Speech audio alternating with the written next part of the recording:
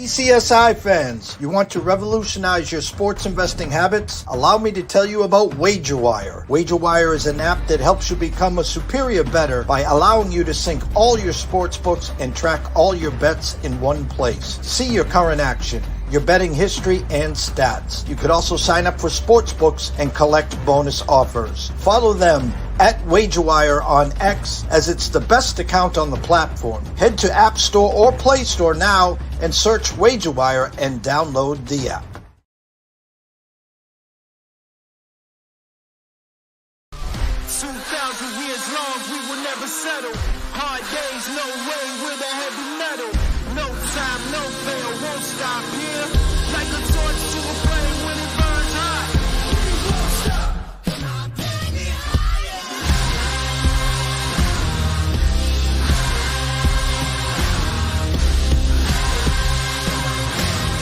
Like a torch to a flame when it burns hot. We won't stop.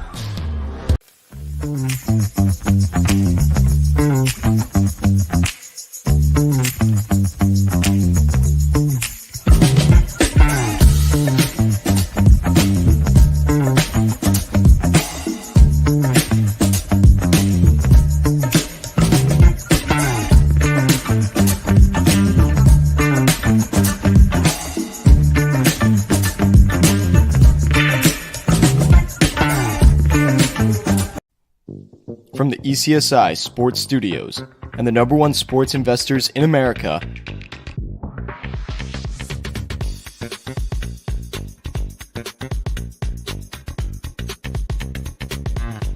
we bring you the closing bell. As the market closes, legends Jeff Dawson and Riley Magnuson bring you all the sports investing tips for tonight's matchups. If you want to learn more from the two legends at the desk, make sure you stay tuned to the closing bell. Good afternoon, sports fans from all around the globe. I am the co-host, Jeff Dawson, East Coast Sports Investors, and it's that time of the day for the closing bell with good friend, colleague, Mr. Southside Riley himself, Riley Magnuson, here to get you caught up in today's action. Any news that has crossed the desk? Mets, Dodgers, Game 3, big game for both sides there. Got two college football games, Western Kentucky against Sam Houston State, FIU against UTEP. Got a couple hockey games, the Bruins at Colorado tonight, and a couple other games. Shout out to a good friend, longtime ECSI member, Mr. Jeff Harlan, who will be attending the Ducks home opener. Can't break tradition there, Jeff. Hope you and the bride enjoy the game, of course. Shout out to our proud sponsors and partnerships. It's WagerWire. If you haven't downloaded the app, head on over to Google Play. Download it. It's free. Viva Tequila Seltzer, CT Bets, Team Family, second to none. The East Coast is cuckoo for coconut. And Atlanta Steak and Seafood. Head on over to Facebook. Follow Terry Smith. Introduce yourself. Tell him JD from ECSI sent you. While you're there, jump on over to Atlanta Steak and Seafood website, place an order, and any box of seafood, use the promo code seafood20.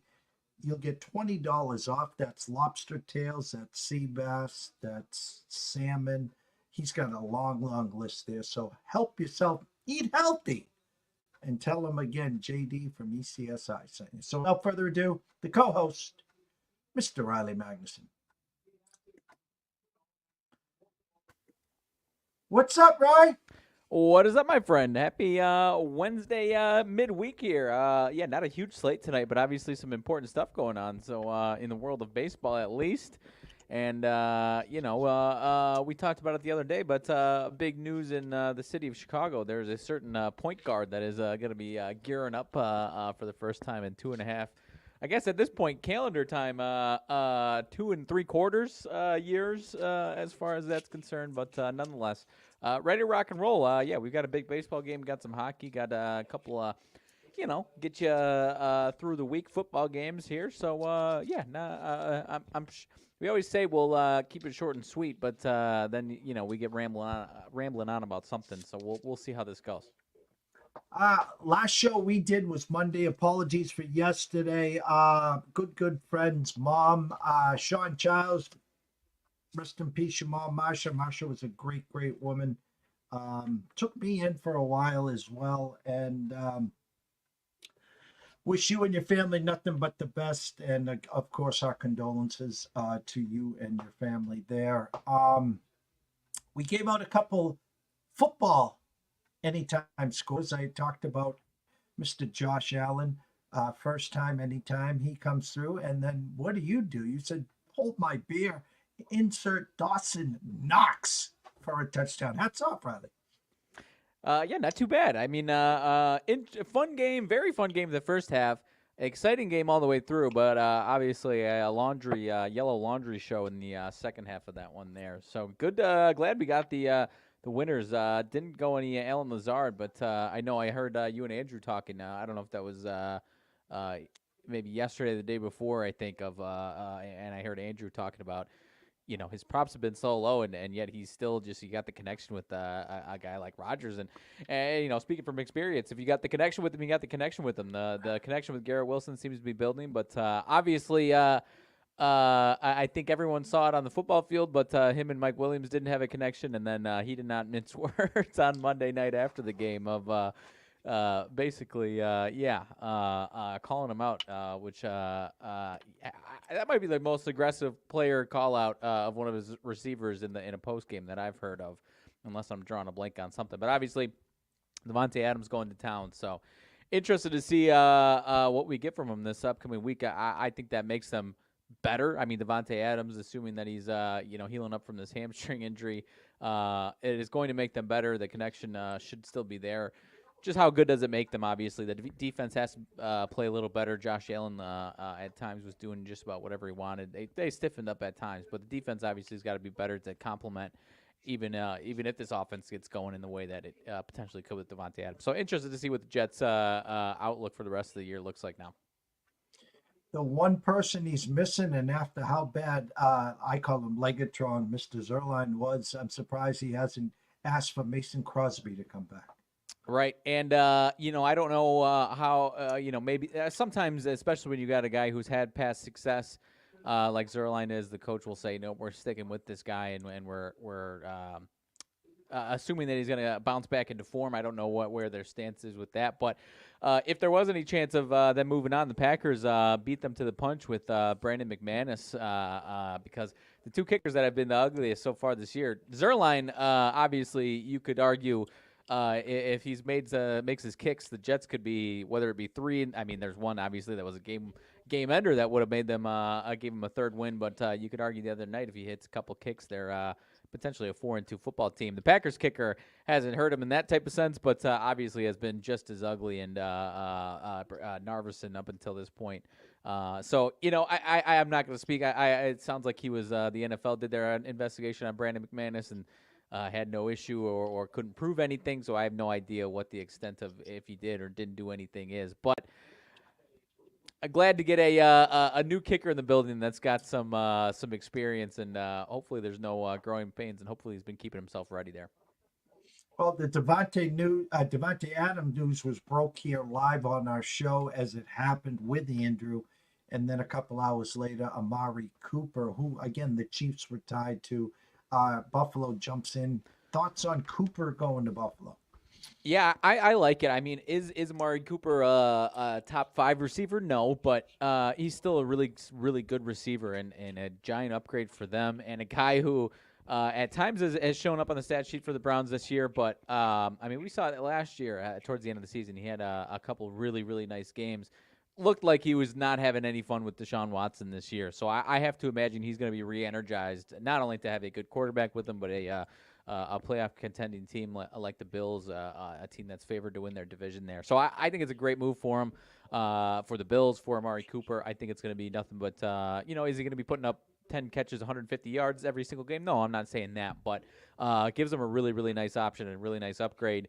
And depending on what defenses they play, there's going to be some times where he probably does go for some big games. So I think it's very, very, very positive for them, and a move that if they're serious about this year, obviously we are serious about the Bills with Josh Allen at the helm going forward here. But if they're serious about this year, it's a type of move that I think they had to make.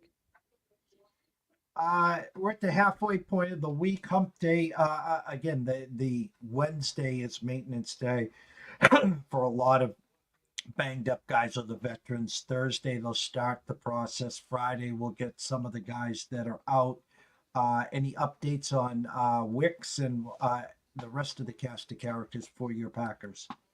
Yeah, trying to pull up the injury report from today. Let's see here. Wicks limited in practice, so I think trending in the right direction.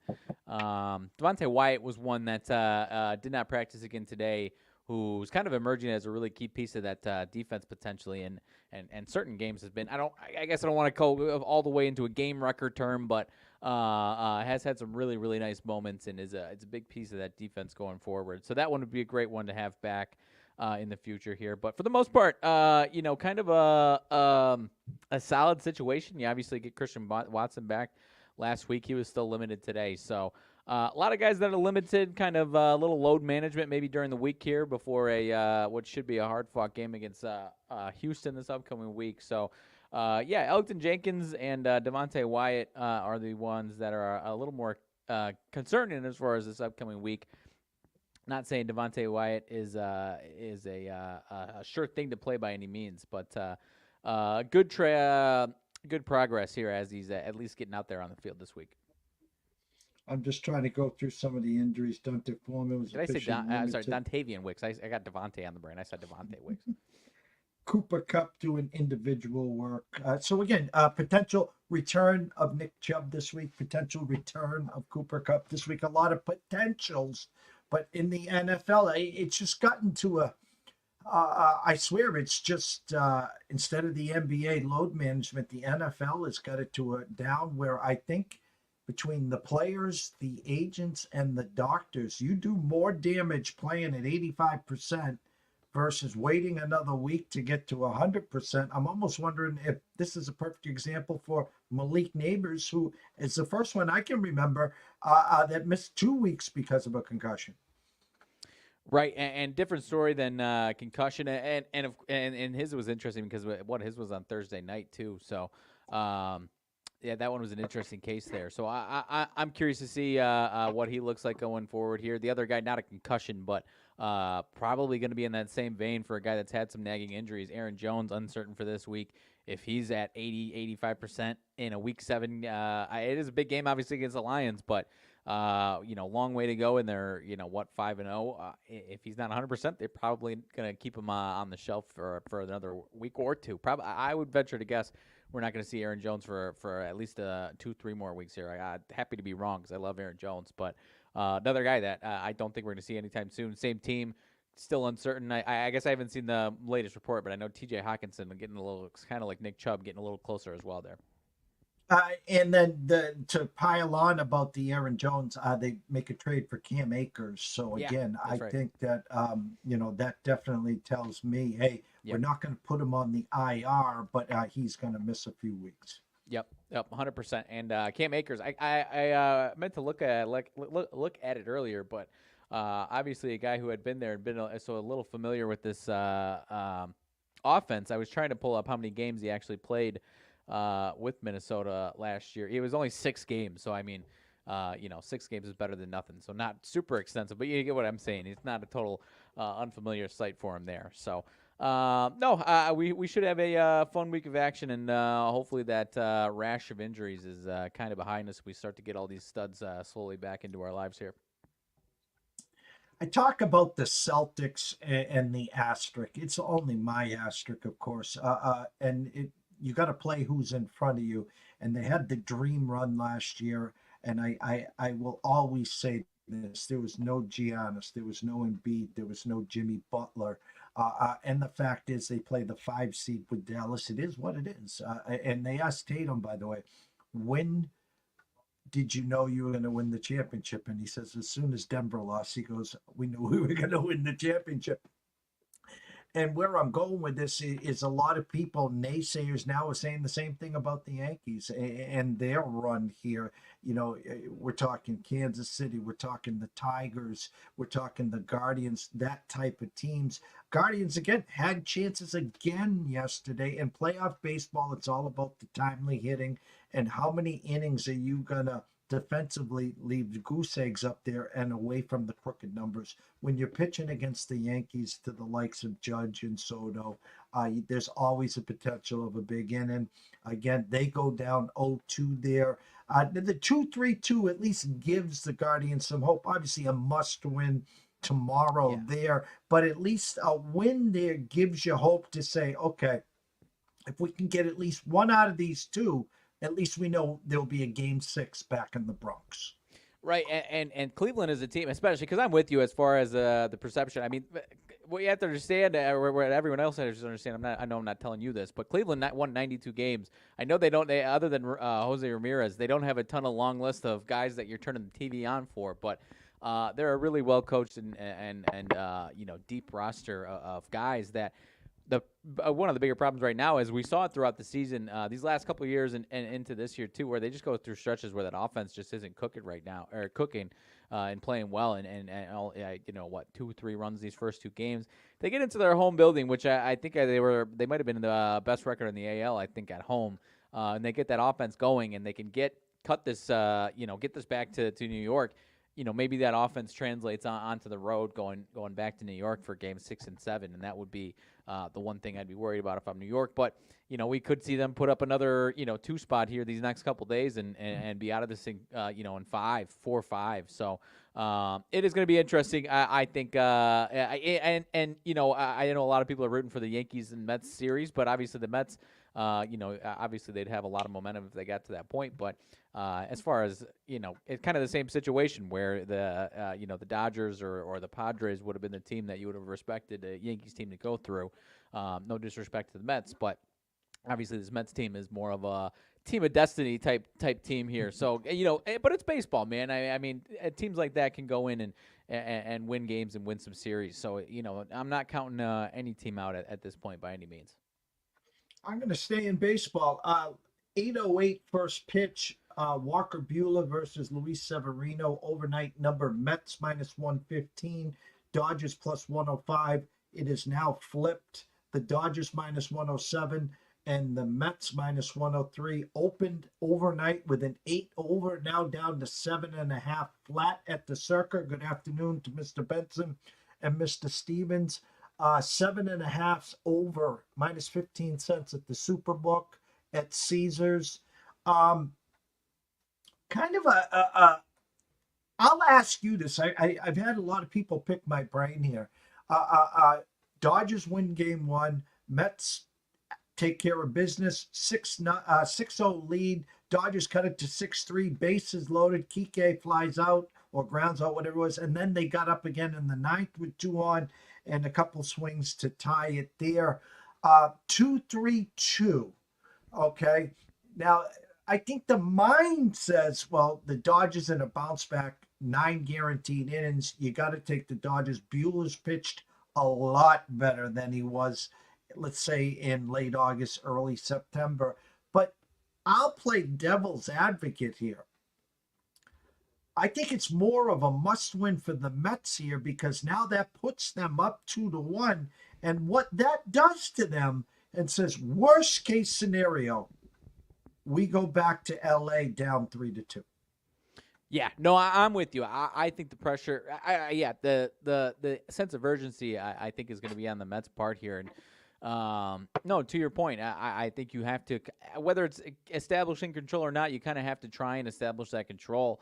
And then maybe you get some momentum into game 4 there and potentially steal that one there. Because if you go down the 1, you're not dead, but you're at a point where you have to feel like you got to win those next 2 to give yourselves a real chance.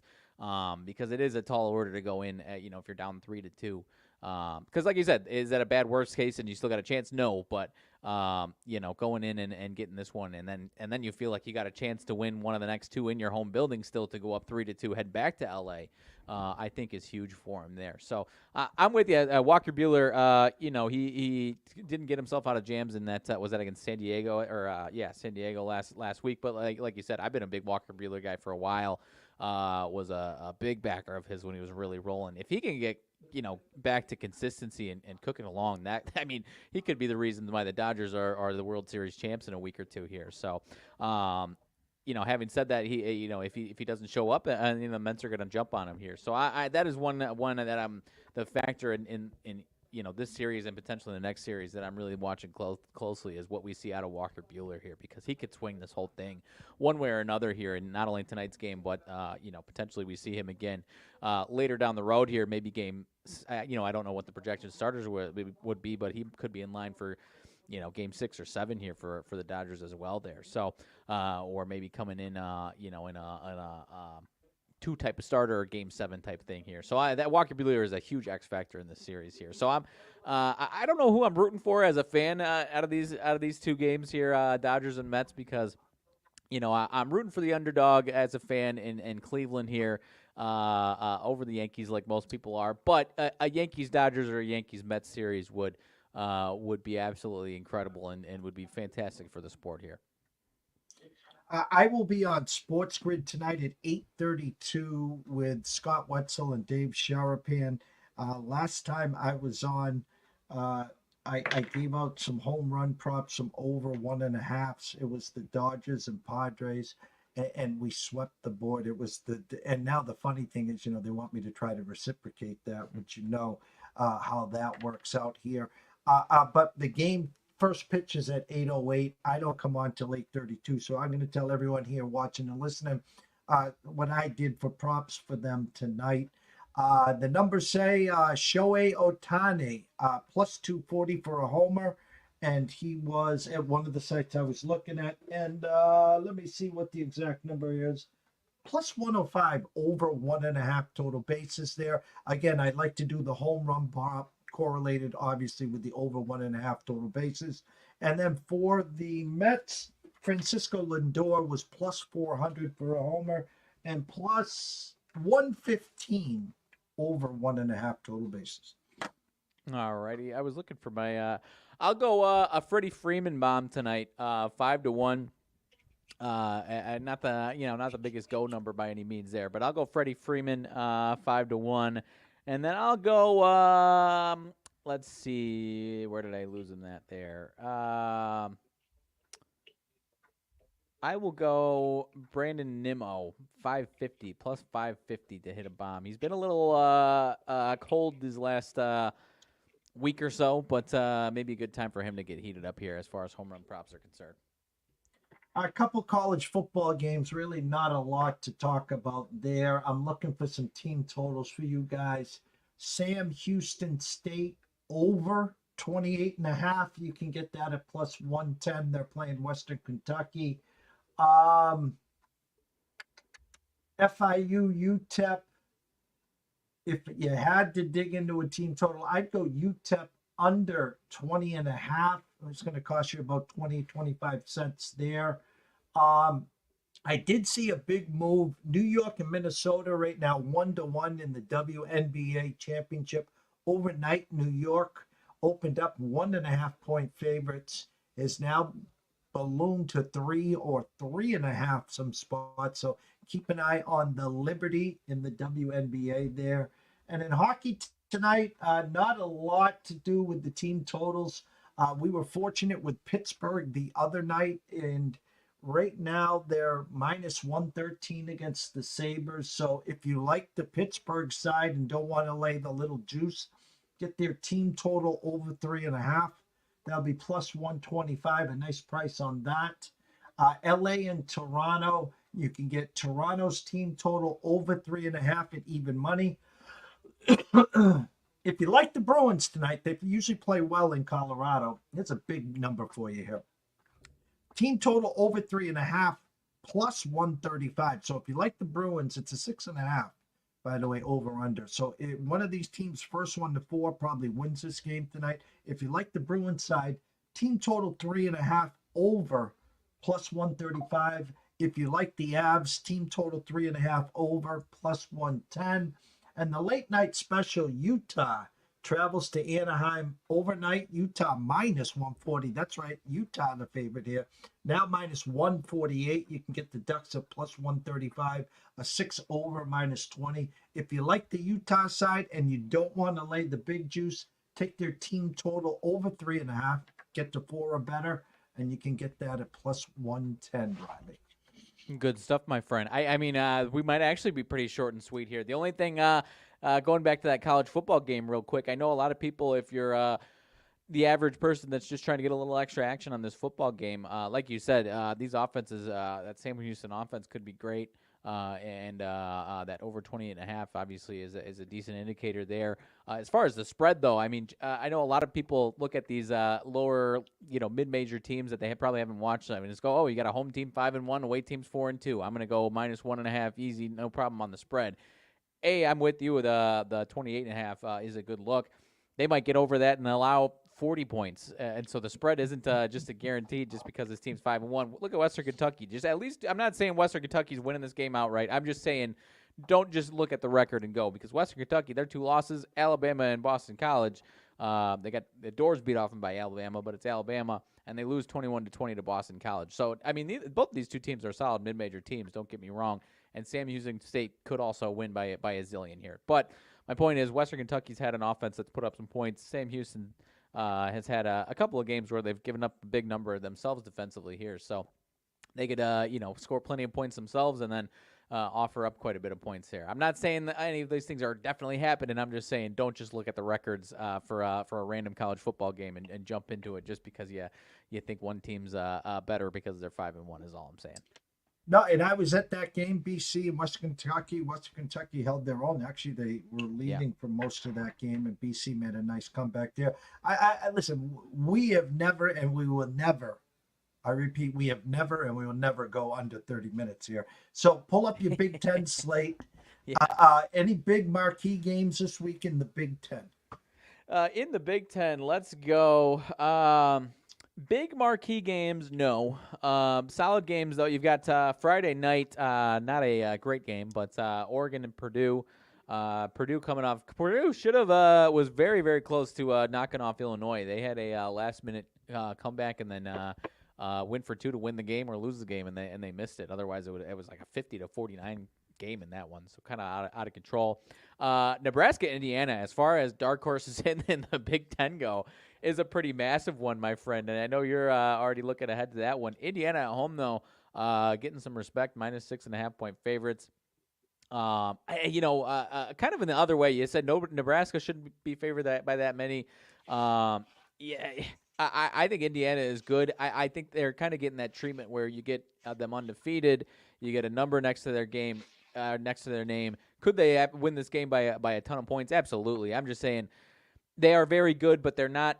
They're not the bona fide, top 12 team. I think they have whoever wins this game or, whoever that 4th team in the Big Ten is has a great chance to be in the top 12. But part of it could be because Indiana, if they end up winning this game and then go on to only lose to the couple of the big dogs, is because they've had an easier schedule here. So I think it's a little inflated. I do think they are the better team and the favorite here, but I do think it could be a little inflated there.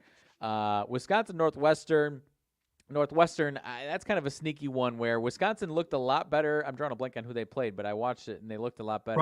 Rutgers. They looked a lot better. Finally, kind of the performance, actually 2 weeks in a row. I forgot about the game the week before against Purdue.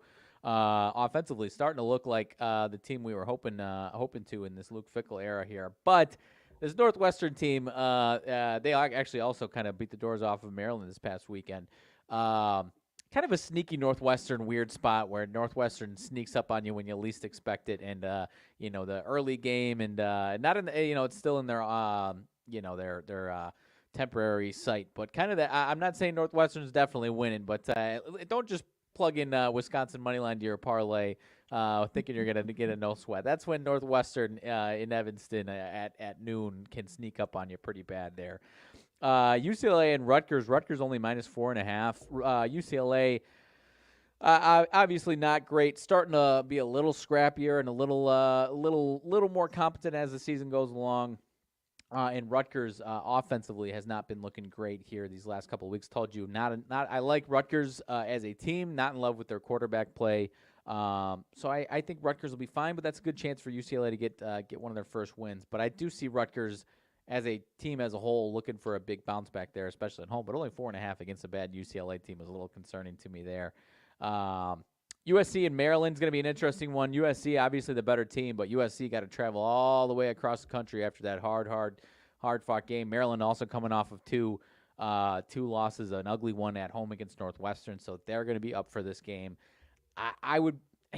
That's a tough one. I don't want to try and predict what's going to happen with Maryland, because whenever we try to predict what's going to happen with Maryland, that could be some tough sledding, football and basketball for us here on these Big Ten shows. But I think you get my point though. Where USC, we've seen them. Already seen them go to Minnesota and have some trouble on the road, and now they got to go all the way across the country to Maryland, who's looking for a bounce back. That could be a tough one, is all I'm saying.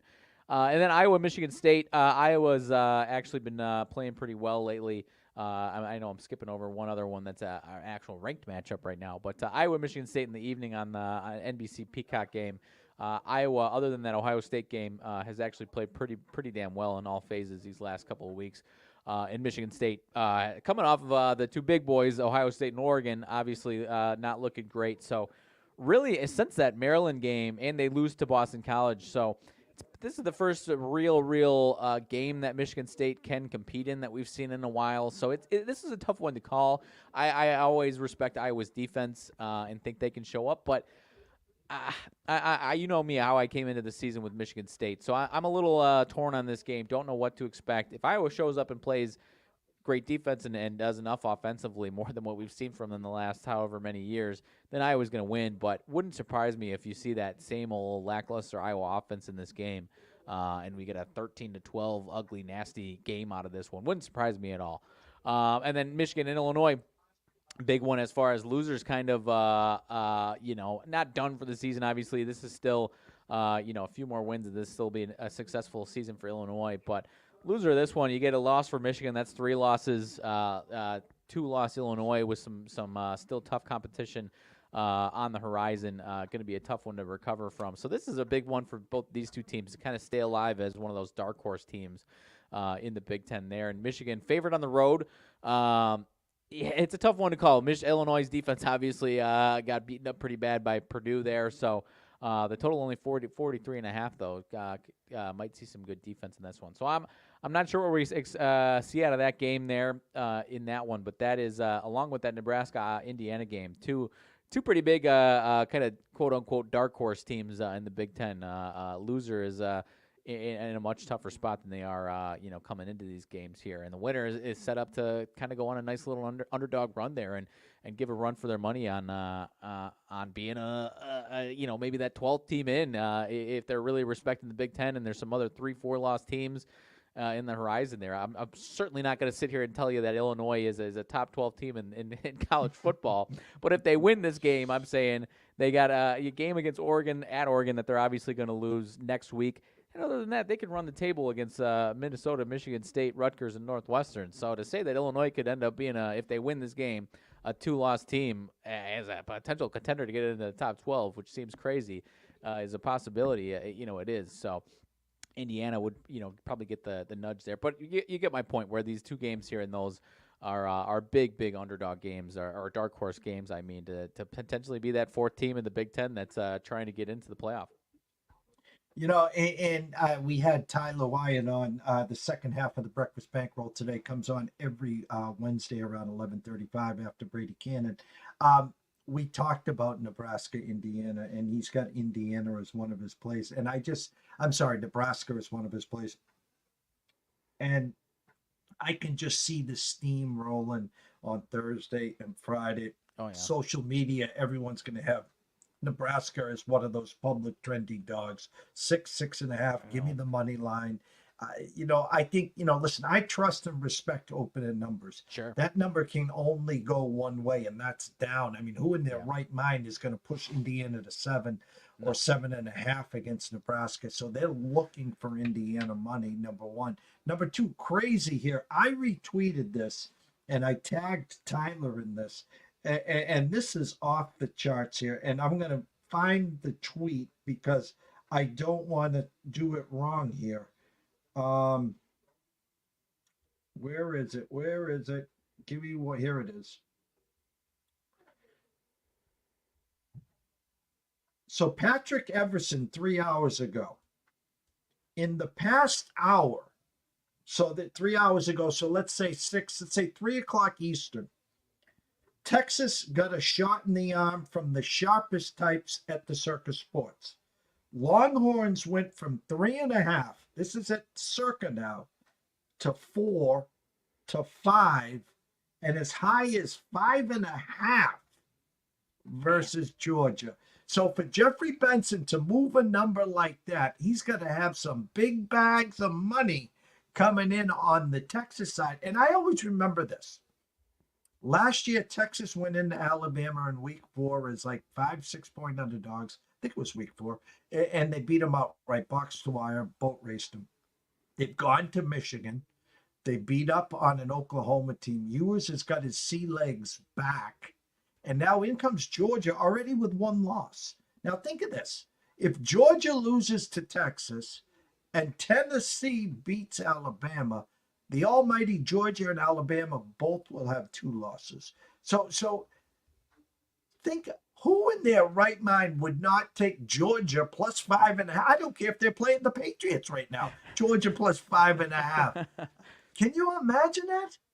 I can't. I mean, is it possible this week? Absolutely. But, earlier this season, if you would have told me that, no, I would have told you you're out of your mind there. But no, and it's interesting because they're going to have a sense of urgency, too, because they've got, tough games in the SEC. We've already seen them against some of the lesser teams play with their food a little bit these last couple of weeks. So I think that is out of their system a little bit. But they've got games against, I'm not saying Florida's, should be anywhere close to them as far as what a line will be. But, these are still teams in the SEC that if you sleepwalk against them, they can kind of punch you in the mouth. But they still got Ole Miss. They got to go to Ole Miss in a few weeks.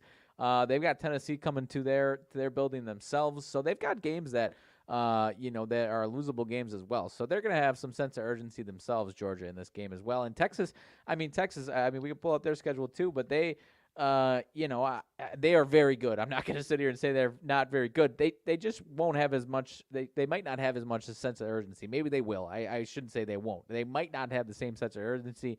They've got Vandy, who obviously is tougher than a lot of people expected, but they've got Vandy, Florida, Arkansas, Kentucky, and then finish out with A&M. So still tough schedule, but if they lose this game, you kind of expect them to win out and still be a 1-loss team and be just fine. So I'm with you. I think the 5 is a little too much, and would not shock me if we're looking at Georgia as the class of the town once again in a few days here. Closing thoughts.